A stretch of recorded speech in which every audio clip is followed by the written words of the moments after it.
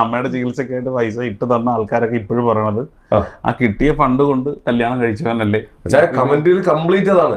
അതായത് ഇപ്പൊ ഈ കളവങ്കോടം ക്ഷേത്രത്തില് ആ. ഒരു കല്യാണം നടക്കുന്നതിന് മാക്സിമം ഒരു 6000 രൂപയാണ് ചെലവുള്ളത്.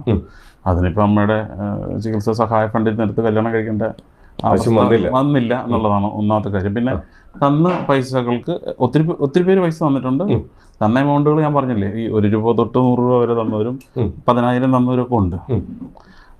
ഈ ലാസ്റ്റ് പറഞ്ഞ എമൗണ്ട് തന്നത് 1 2 തൊപ്പിയുടെ കൂടെയുള്ള അച്ചായനെ കുറേയധികം പേർക്ക് അറിയായിരിക്കും. അറിയാത്തവർക്കുണ്ടെങ്കിൽ ഈ ഒരു പുള്ളിക്കാരൻ ഈ ഇടയ്ക്ക് ഒരു വീഡിയോ ഒക്കെ ഇട്ടിട്ടുണ്ടായിരുന്നു. തൻ്റെ അമ്മയ്ക്ക് വയ്യ എന്നുള്ളൊരു കാര്യം, അതിന് പൈസയുടെ ആവശ്യമുണ്ടെന്നൊക്കെ പറഞ്ഞ് ആ സമയത്ത് കുറേയധികം പേര് ഹെൽപ്പ് ഒക്കെ ചെയ്തിട്ടുണ്ടായിരുന്നു. അതൊക്കെ കഴിഞ്ഞിട്ട് 1 മാസത്തോളം ആയ സമയത്താണ് പുള്ളിക്കാരൻ ഒരു കല്യാണമൊക്കെ കഴിച്ചിട്ടുണ്ടായിരുന്നത്. ആ ഒരു വീഡിയോസും കാര്യങ്ങളൊക്കെ ഭയങ്കരമായിട്ട് വൈറലായിക്കൊണ്ടിരിക്കുമായിരുന്നു.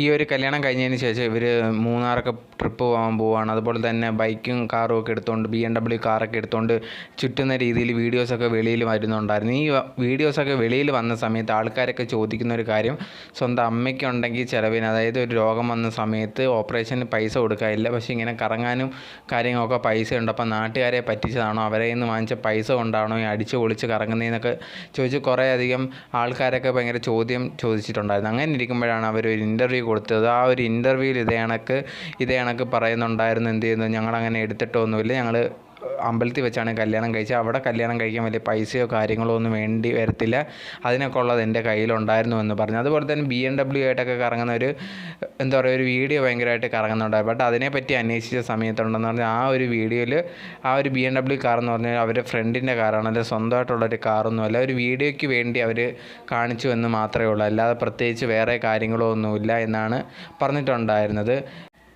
അതുകൊണ്ട് തന്നെ കുറേയധികം ഫേക്കായിട്ടുള്ള ന്യൂസും കാര്യങ്ങളും ഇങ്ങനെ പോകുന്നുണ്ടായിരുന്നു. ഇവർ ആൾക്കാരെ പറ്റിച്ച് പൈസ ഉപയോഗിച്ചുകൊണ്ട് ഇങ്ങനെയൊക്കെ ചെയ്യുന്നു. ബട്ട് അങ്ങനെയൊന്നുമില്ല, അതൊക്കെ ഫേക്കായിട്ടുള്ള ന്യൂസാണ്. അവർ പൈസയൊന്നും അങ്ങനെ ഉപയോഗിച്ചിട്ടില്ല എന്നുള്ളൊരു കാര്യമാണ്. അവർ റൈറ്റായിട്ട് അമ്മയുടെ അസുഖത്തിന് ആ ഒരു ഓപ്പറേഷന് വേണ്ടി തന്നെയാണ് ചിലവാക്കിയിട്ടുള്ളത്, അല്ല വേറെ ഒന്നും തന്നെ ചെയ്തിട്ടില്ല.